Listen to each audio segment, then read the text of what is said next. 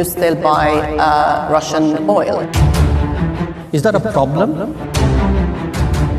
जब कोई विदेशी ये तय करके बैठ जाता है कि उसे भारत का नाम आते ही झूठ बोलना है, नफरत फैलानी है और गाली देनी है, तो आप कितने भी तर्क दे दीजिए, वो विदेशी कभी नहीं सुधरेगा। लेकिन जब विदेशी लोग यही षड्यंत्र भारत के विदेश मंत्री एस जयशंकर के सामने चलाते हैं, तो उन्हें तर्क के साथ तमाचा भी मिलता है। ऐसा ही कुछ जर्मनी में हो रही म्यूनिख सिक्योरिटी कॉन्फ्रेंस की बैठक में हुआ। एक पैनल डिस्कशन में भारत के विदेश मंत्री एस जयशंकर और अमेरिकी विदेश मंत्री एंटनी ब्लिंकन मौजूद थे।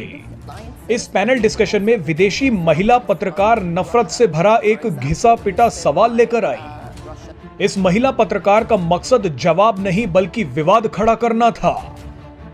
अमेरिकी विदेश मंत्री एंटनी ब्लिंकन के सामने इस महिला पत्रकार ने एस जयशंकर से सवाल पूछा कि आप अभी भी रूस से तेल खरीद रहे हैं। क्या रूस से तेल खरीदने का असर भारत और अमेरिका के रिश्ते पर नहीं पड़ा? आपका जो मन करेगा क्या आप वही करेंगे? यानी ये सवाल पूछकर ये महिला पत्रकार विदेश मंत्री एस जयशंकर और अमेरिकी विदेश मंत्री एंटनी ब्लिंकन को लड़वाना चाहती थी। लेकिन इस बार विदेश मंत्री एस जयशंकर ने जो जवाब दिया वो ये महिला पत्रकार सालों तक नहीं भूल पाएगी। वैसे तो विदेश मंत्री एस जयशंकर हजारों बार इस सवाल का जवाब दे चुके हैं।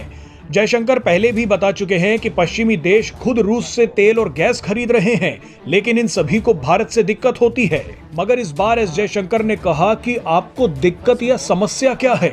मेरे पास तेल खरीदने के कई विकल्प हैं। अगर मैं इतना स्मार्ट हूं कि मेरे पास कई विकल्प हैं, तो आपको मेरी प्रशंसा करनी चाहिए। आपको दिक्कत क्यों हो रही है? एस जयशंकर की ये बात सुनकर अमेरिकी विदेश मंत्री एंटनी ब्लिंकन मुस्कुराने लगे। आइए अब आपको ये पूरी बातचीत सुनवाते हैं। Very good point. You still buy Russian oil. Is that okay with your counterpart from the US? Everything is your relationship is fine. You can do whatever you want whenever you want.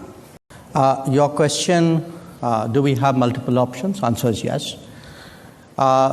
Is that a problem? Why should it be a problem? If I'm smart enough to have multiple options, you should be admiring me.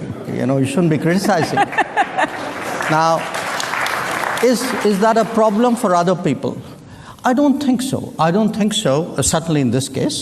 It's very important today not to reduce the entire complexity of our world.